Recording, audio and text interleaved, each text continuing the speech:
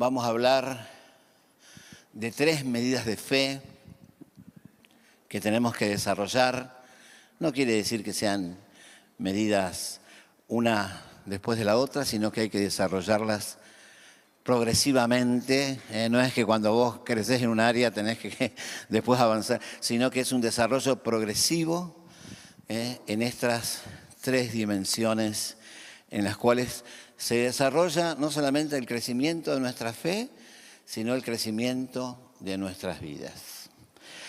Y vamos a hablar de esas 3 medidas de fe. Fe para entender a Dios, fe para tomar la cruz y fe para conquistar. Son 3 dimensiones en las cuales somos desafiados a crecer. La primera medida de fe, entonces, tiene que ver con entender los misterios de Dios. Fe para entender, fe para creer. Y uno de los problemas básicos que tenemos, que heredamos y que tiene que ver con nuestra vivencia lejos de Dios, es que sin el Espíritu Santo, sin la comunión con el Señor, tenemos el entendimiento entenebrecido. Es una consecuencia directa de la caída. Nuestra mente está en ignorancia espiritual. Y este es un desafío. Necesitamos que Dios se revele en nuestras vidas. Ahí tenemos algunos pasajes. El Dios de este siglo cegó el entendimiento de los incrédulos, 2 Corintios 4:4, para que no resplandezca la luz del Evangelio de la gloria de Cristo, el cual es imagen de Dios. Entonces, hay una operación del enemigo de producir ignorancia espiritual, de manera de que no podemos entender los misterios de Dios. Y este es un proceso que tiene que ver con justamente estar separado de Dios desde el día que nacemos. Nacemos en ignorancia espiritual. Hay toda una operación del enemigo en nuestras mentes para que nuestras mentes no entiendan las cosas espirituales.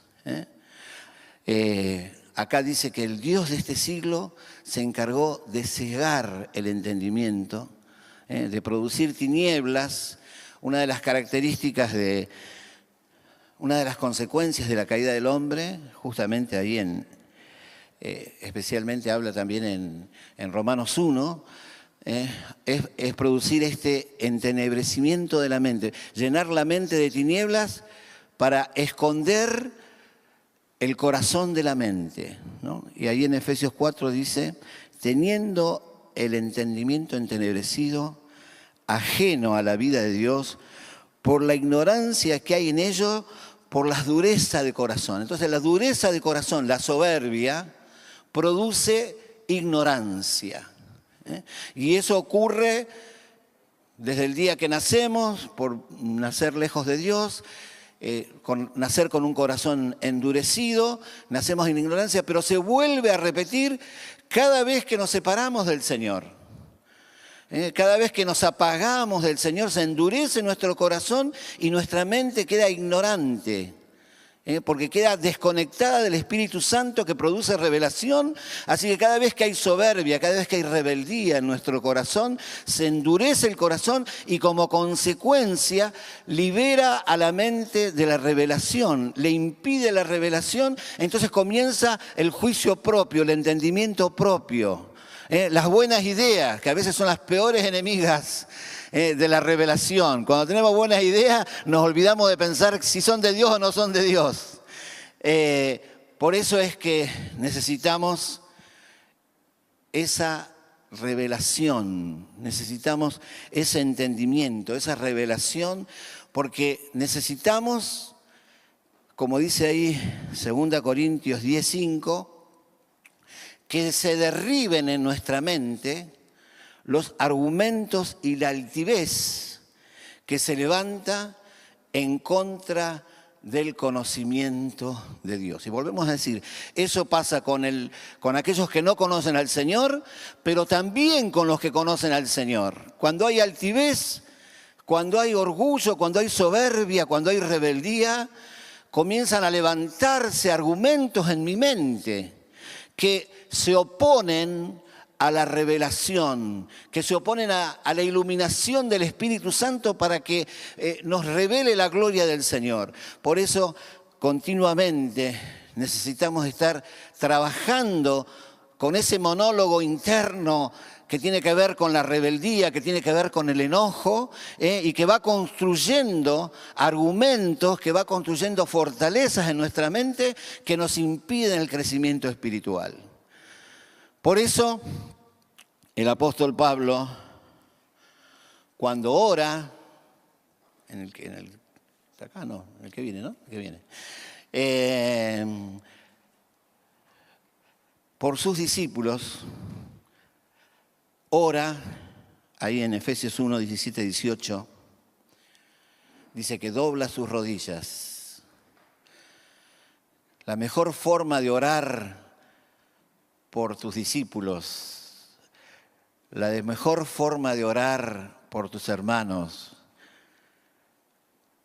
una excelente propuesta que tengo para hacerles es: agarren las Escrituras, todas las cartas de Pablo, y fíjense cómo oraba Pablo por sus discípulos. ¿Qué oraba por sus discípulos? Hay mucho contenido acerca de esa oración de Pablo por sus discípulos. Y fundamentalmente está centrado en esto. En Efesios 1, 17, 18 dice: yo doblo mis rodillas por ustedes. Y lo que ora por sus discípulos es para que tengan espíritu de revelación y de sabiduría. Porque es el eje. Necesitamos que haya revelación en la vida de mis hermanos. Que haya una operación de iluminación, porque si no siguen librados a sus propios conocimientos, a sus propias ideas, a sus propios criterios. Por eso necesitamos que este proceso de iluminación sea una realidad que estamos constantemente buscando. Líbrame de mi propia mente activa y que esa mente activa la pueda sujetar al Espíritu Santo para que aprenda acerca de la revelación de las cosas espirituales. Por eso la Escritura habla de inteligencia espiritual, que no es lo mismo que la inteligencia. La inteligencia que recibimos de nuestros padres nos sirve para trabajar, nos sirve para hacer cuentas, para ser inteligentes en nuestros desempeños naturales. Pero para lo espiritual, esa inteligencia no nos sirve, al contrario, muchas veces nos juega en contra. Necesitamos inteligencia espiritual para poder manejar las leyes espirituales que son contrarias a las leyes lógicas. La lógica humana que aprendemos es contraria a la lógica espiritual, porque la lógica espiritual te dice que cuando más perdés, más ganás, cuando más das, más recibís, cuando más servís, más gloria para el Señor. Es una lógica al revés, contraria, es una economía contraria a la que aprendemos. El que muere, el que pierde su vida la gana. Por eso necesitamos esa revelación. No solamente ahí en Efesios, sino en Colosenses también, hablando de cómo Pablo ora por sus discípulos, dice en Colosenses 1:9, no cesamos, otro tema, ¿no? No cesamos de orar por ustedes. Amén. ¿Cuántos oran por toda la congregación? Toda. El Señor te enseñó a orar así. ¿Cómo? ¿Cómo te enseñó a orar el Señor? Padre nuestro, no Padre mío. Te enseñó a pedir por nuestro pan. ¿Cuál es nuestro pan? El pan de todos nosotros. Te enseñó a pedir por nuestras deudas.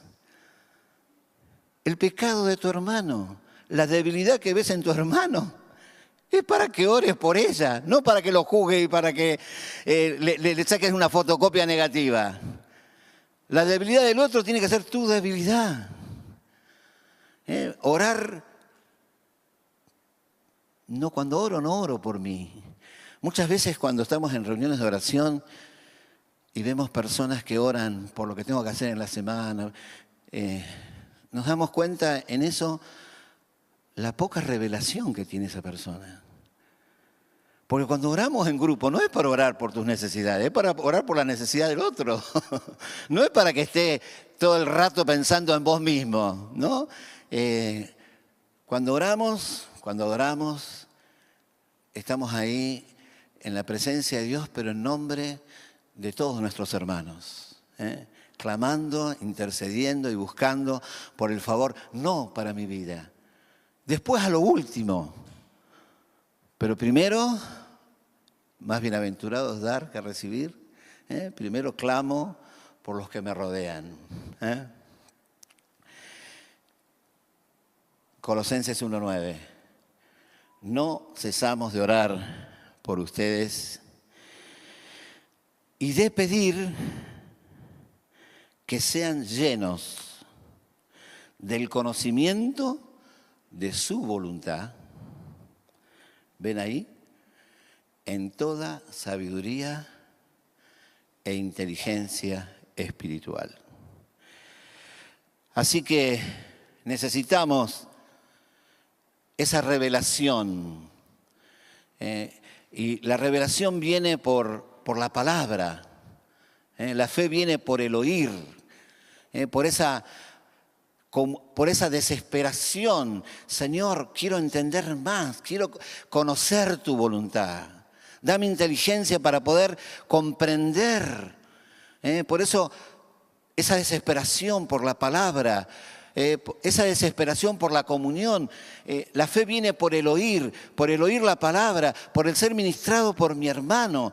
¿Cuáles son los caminos de esa revelación? Es la lectura de la palabra, la comunión con mi hermano, con mi discípulo, con mi compañero de obra, para que recibir palabra fresca que me produzca esa revelación. Siempre que necesito al otro para que me muestre otra realidad, porque si no quedo demasiado encerrado en mi propia perspectiva de las cosas. Cada uno tiene una mirada de Dios, cada uno tiene un ministerio, un don para poder explicar esa parte de la revelación, pero yo necesito que me lo explique otro para poder complementar, porque siempre mi comprensión es escasa, siempre es limitada. Cada uno conoce una partecita de la revelación. Con todos los santos voy a conocer la profundidad, la anchura y la longitud del amor de Cristo. Por eso necesito a todos los santos para que me amplíen esa revelación, porque mi revelación siempre es escasa, siempre es limitada. El otro tiene una mirada que me enriquece, que me aporta. Y necesito desesperadamente ser enseñado. Necesito. Por eso la primera medida de fe, lo que te produce es visión espiritual, discernimiento, percepción. Te abre el entendimiento para tener una visión de lo que Dios quiere hacer en tu vida. Y ahí, sentado en el trono juntamente con Cristo, puedo ver la realidad espiritual que no me la da la inteligencia natural, que me la da la inteligencia espiritual, y puedo comprender la realidad espiritual que es tan potente como la realidad natural de la cual estoy acostumbrado a percibir. Necesito revelación sobre cosas que naturalmente se me escapan. Necesito revelación del valor del servicio. Necesito revelación del valor de la comunión. Necesito revelación del valor de la evangelización, digamos. Cosas que si no las busco como revelación, se me van apagando, se me van diluyendo. Porque si no tengo revelación del valor de la iglesia, del valor de la comunión, me quedo con la mirada humana y veo la debilidad del otro y no veo la gloria de Dios, que es la que le da sentido a esta comunión. Por eso necesito revelación del servicio. Cada vez que doy un vaso de agua, tiene recompensa, tiene galardón, porque se lo estoy dando a Jesús. Cuando ofrezco algo al más pequeñito, a Jesús se lo doy. En el servicio me encuentro con Jesús, necesito esa revelación. Si no sirvo humanamente, sirvo para que me vean los demás, para que me aplaudan, para que me reconozcan. Pero qué escaso si servís para que los demás te reconozcan, para que los demás te aplaudan, para que los pastores te vean. Qué escaso. El servicio es porque está enfrente Jesús. Cada vez que vos servís, estás sirviendo a Jesús. Por eso la importancia de la revelación para poder entender, para poder crecer en la visión, para poder crecer en el discernimiento, en la percepción espiritual. Bueno, esa es la primera medida de fe, anhelada por todos, deseada. La otra es un poco más complicada. Fe para tomar la cruz. Fe para renunciar. Necesito fe para morir, para negarme a mí mismo. Por eso primero necesito revelación, porque después tengo que tener el coraje de morir, de renunciar, de ceder. Así que la primera medida de crecimiento es entendimiento para que después tenga coraje, fuerza, para ceder, para morir. Jesús ahí en Getsemaní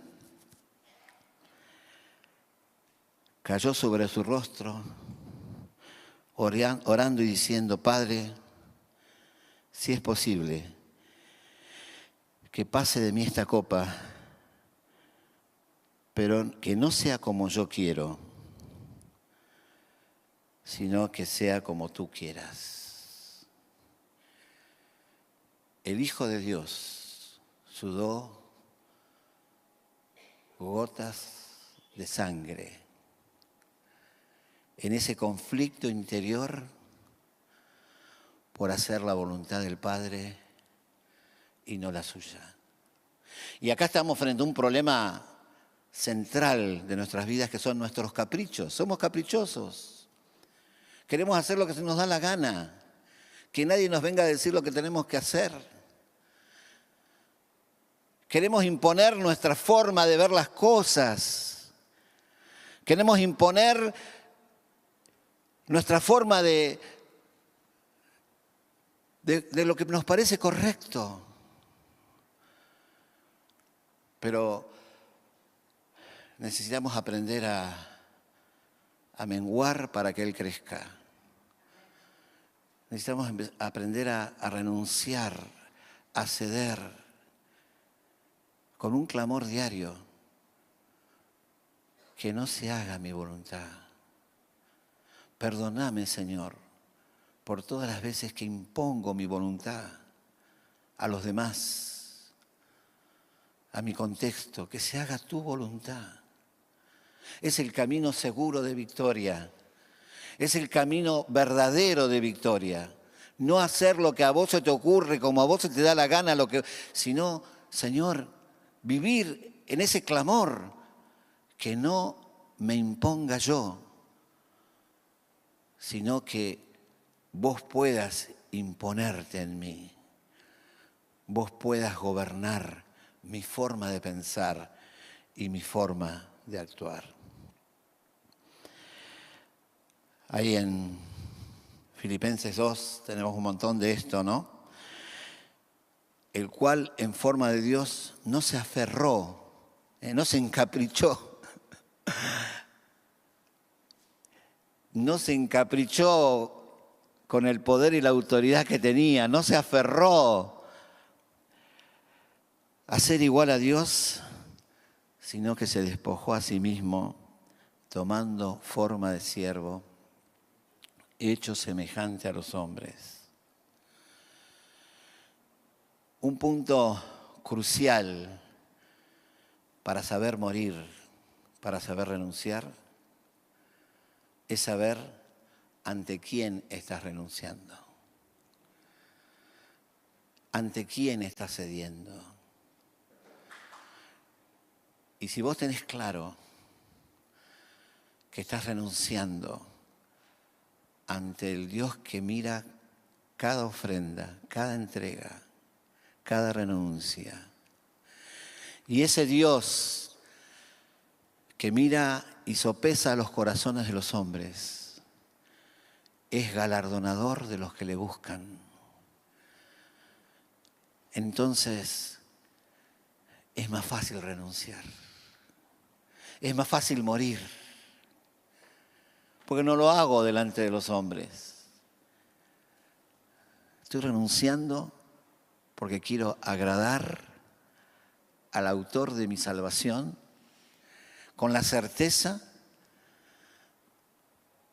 de que mira cada ofrenda que das, cada entrega que haces, cada renuncia que haces,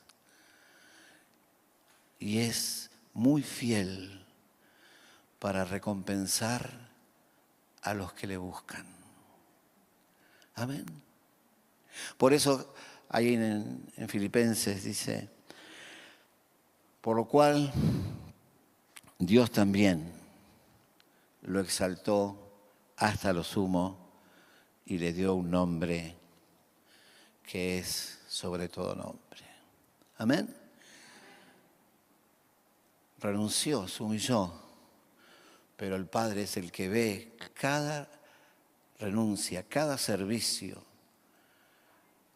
cada mejilla que pones, cada milla que caminas. Y Él es experto en exaltar a los que se humillan. Él es experto en levantar a los que se quebrantan. Así que Dios no está buscando gente perfecta, que no se equivoca.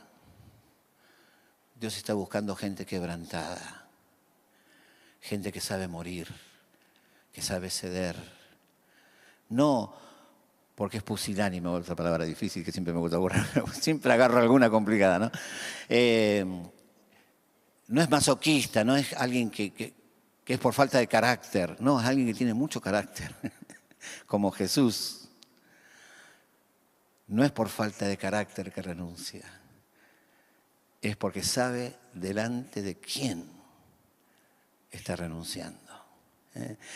Por eso dice ahí en Lucas 9, 23, si alguno quiere venir en pos de mí, tome su cruz y sígame, porque el que quiere salvar su vida la perderá, pero el que la pierde por causa de mí, la salvará. Tanto cuidar nuestro bienestar te va arruinando cada vez más, pero cada vez que renunciás, cada vez que perdés, creces, avanzás. Ese es el camino del Señor. Ahí en Mateo 11, pasaje, puse muy poco pasaje, me parece, ¿no? Ahí está.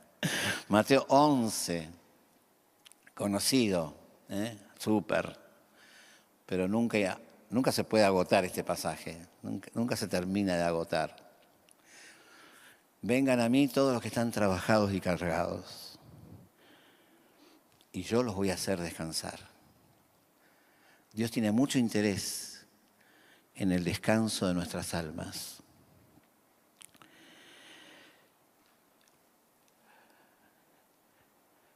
Dios tiene mucho interés en el reposo, porque un alma desbordada no sirve para nada. Un alma atribulada no puede servir, no es generosa, no es empática, está tan agotada con su propia crisis que no se puede ocupar del otro. Por eso Dios le interesa el descanso de tu alma.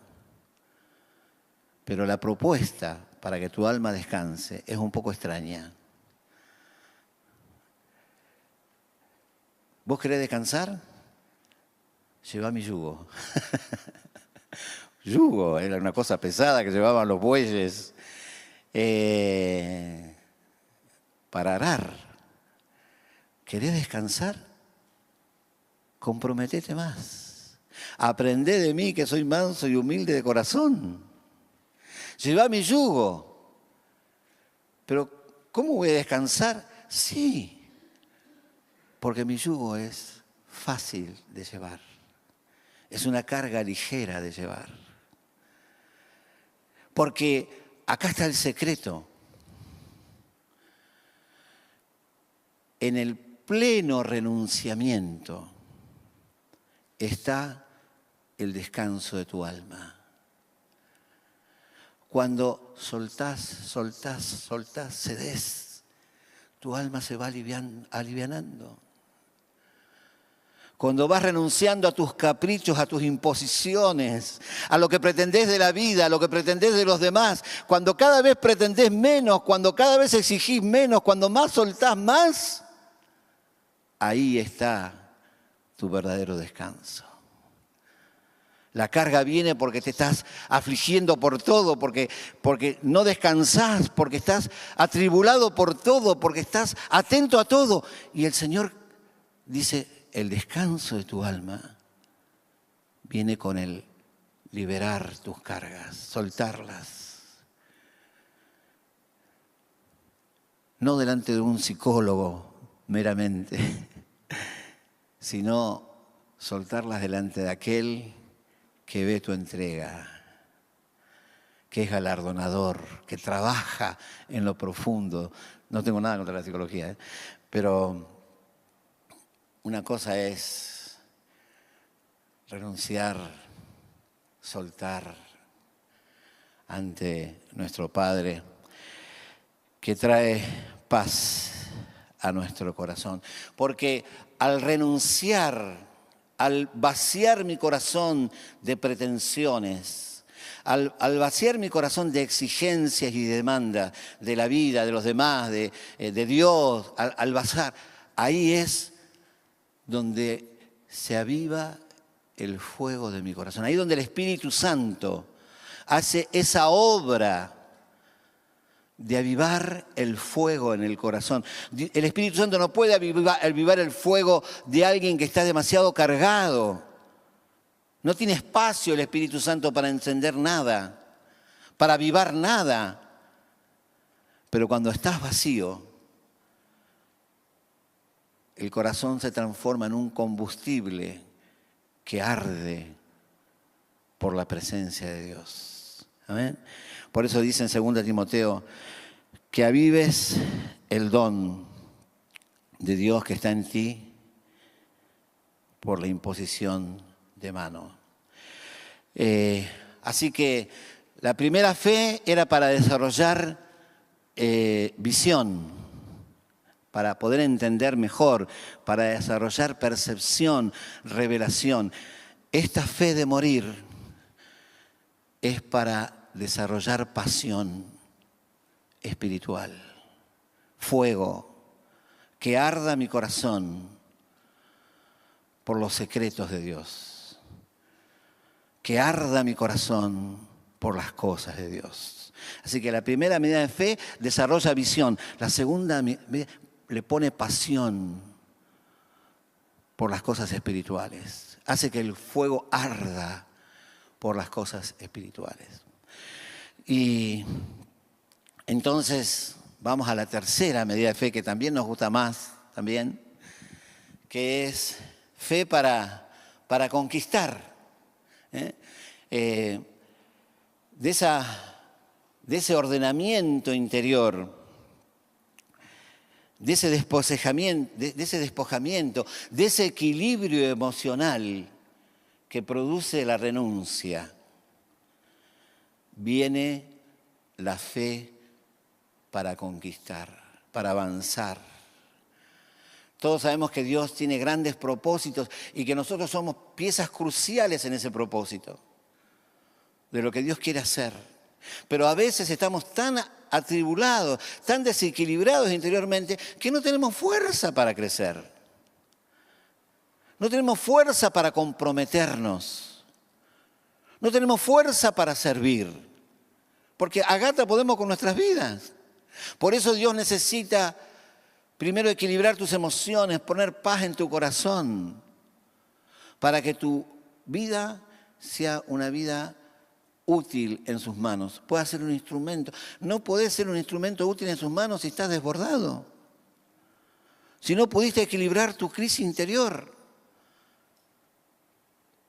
Por eso Dios necesita poner ese equilibrio emocional para que tengamos fe para conquistar, fe para avanzar, fe para evangelizar, fe para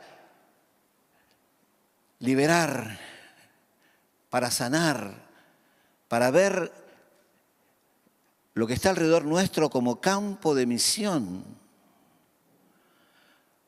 como espacios donde yo necesito volcar lo que tengo.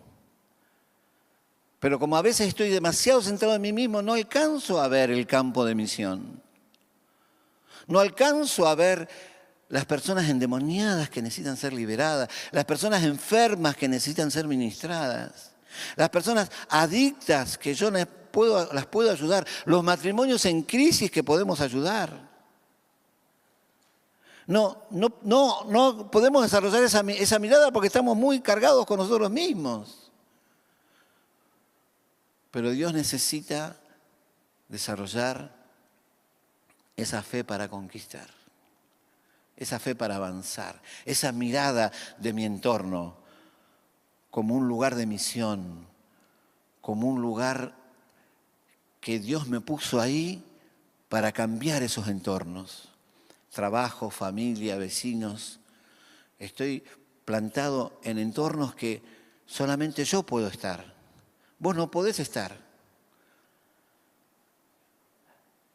Yo no puedo estar en los lugares donde vos estás. Pero Dios te plantó ahí para que vos desarrolles esa fe para conquistar. Yo quiero que hoy oremos por esto, para que se desarrolle esa fe, esa mirada hacia afuera de la necesidad. Por eso Romanos 1:16 dice, no me avergüenzo del Evangelio, porque es poder de Dios para salvación. Ahí tenemos una traba a desarrollar, a crecer. La timidez, el tener temor a hablar, el tener temor a soltar la palabra. Para tener esta fe para conquistar, tengo que estar dispuesto a que Dios me saque esa timidez, esa vergüenza. Porque esa timidez y esa vergüenza impiden que el reino de Dios avance. Hay una diferencia grande entre timidez e introversión. Son cosas diferentes. Introversión es una personalidad que prefiere ser callada, que es más. Pero timidez es miedo a hablar, miedo a hacer el ridículo, es diferente. Yo soy una persona por naturaleza introvertida. Es como Dios me diseñó. Pero que esa introversión no me produzca esa timidez que no deja que el reino de Dios avance. Por eso necesitamos aprender a vencer esas limitaciones. Por eso necesito esa fe para conquistar, esa fe para avanzar. Ahí Pablo dice que en Hechos 19, dice que durante 2 años, 19 del 10 y el 26, predicó el Evangelio en Asia, de manera de que todos los que vivían en Asia oyeron la palabra del Señor. Todos los que vivían en Asia oyeron la palabra del Señor, en 2 años. Algo nos falta, algo necesitamos desarrollar. No estamos hablando de Asia, estamos hablando de nuestros entornos, familia, vecinos, trabajo, los lugares donde estoy.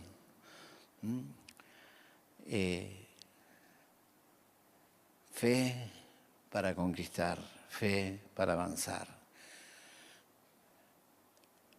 En esta conquista nos encontramos con que estamos metidos en una gran guerra espiritual. Y eso es lo complejo de la conquista. No tenemos lucha contra carne y sangre. Pero el Señor te prometió que las puertas del infierno no prevalecerán frente al avance de la iglesia. Por eso necesitamos ese espíritu de conquista, un espíritu de conquista que tiene que comenzar en la oración, en la guerra espiritual.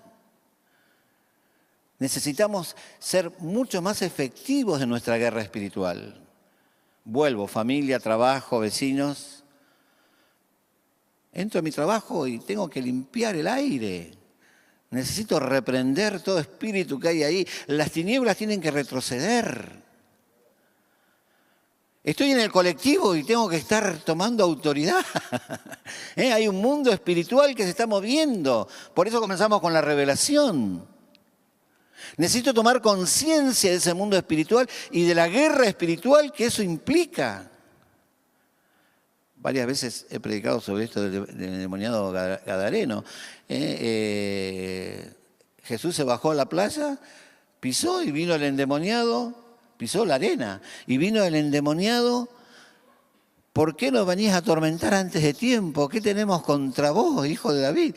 Y Jesús no dijo nada, solo pisó.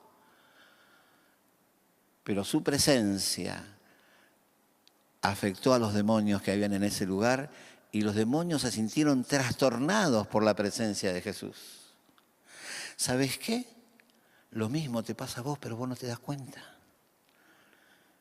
Vos entrás al colectivo y entra el ambiente espiritual que te rodea, produce conmoción alrededor. Entrás a tu trabajo y tu ambiente espiritual produce conmoción alrededor. Por eso algunos actúan raros y te tienen bronca y te gastan. Porque hay una lucha espiritual.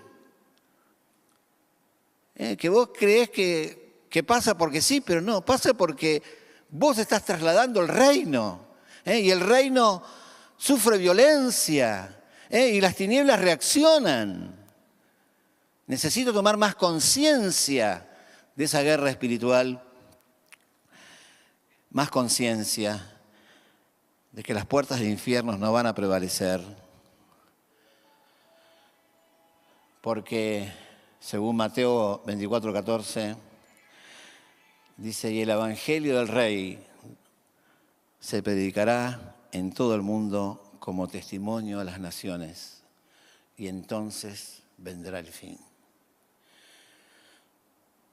Nuestra tarea es predicar el evangelio del reino, conquistar. La primera fe producía visión, fe para entender, revelación, discernimiento, visión. La segunda fe, equilibrio emocional, descanso, pasión. La tercera fe, compromiso, acción y misión. para recordarlo: misión, pasión y visión. No, visión, pasión y misión. Pero esos son los 3 medios que necesitamos crecer. Necesitamos crecer en la revelación, necesitamos crecer en la pasión y necesitamos crecer en la acción, en la misión. ¿Amén? Amén. Ponemos de pie, vamos a orar, le pedimos a los chicos que pasen.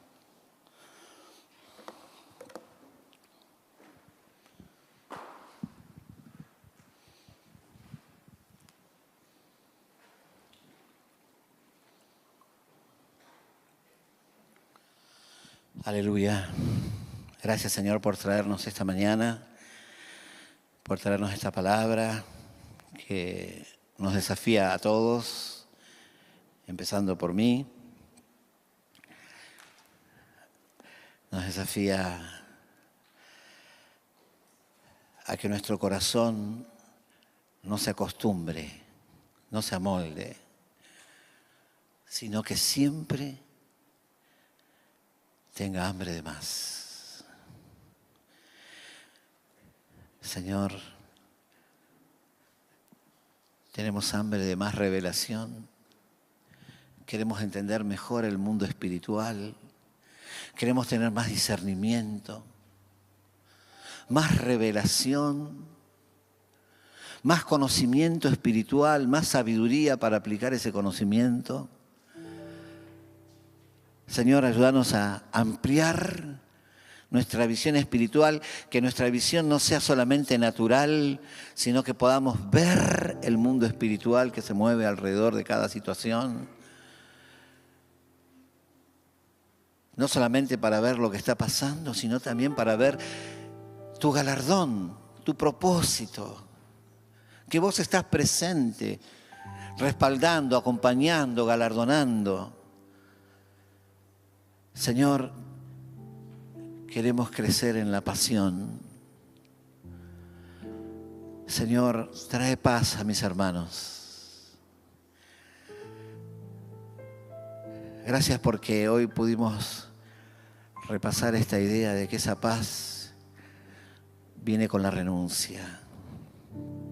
Muchos hoy acá están luchando con situaciones que no quieren soltar, que les cuesta soltar, que se enojan porque Dios no les respondió la oración como quiso, porque están esperando esa respuesta y no quieren otra. Sabemos que eso muchas veces es razonable porque hay situaciones tan críticas que uno espera ser liberado. Señor, pero te pedimos perdón por todos nuestros caprichos, por todas las cosas que nos aferramos, todas las cosas que te queremos imponer a vos, las cosas que le queremos imponer al resto.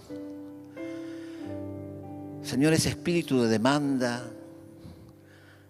ese espíritu de exigencia hacia las personas con las que convivimos, ese espíritu de, Señor, de que las cosas se hagan como yo quiero, de la forma que yo quiera. Señor, ayúdanos a ceder, ayúdanos a morir, ayúdanos a renunciar, a menguar, para que vos crezcas. Soltamos, Señor. Ahí, si te animás por fe, solta esas luchas que tenés con el Señor. Soltalas. Y decirle, Señor, que se haga tu voluntad. Aunque me cueste decir esto, Señor, pero que se haga tu voluntad y no la mía. Me vacío, Señor, me despojo. No me aferro, no exijo, no demando, suelto. Y gracias porque en ese soltar está mi paz, está mi descanso. Y queremos crecer, Señor, en la acción, en la misión. Queremos crecer en esto de conquistar, porque estamos acá puestos por vos, no para que vengamos un domingo a la reunión, no para que la pasemos bien y nos vayan las cosas bien. Estamos para extender tu reino, para que tu reino prevalezca, para que las tinieblas retrocedan. Y sabemos que eso tiene un costo de intercesión, de clamor, de meternos en una guerra espiritual. Señor, pero venimos a pedirte, Señor, que queremos crecer, queremos avanzar.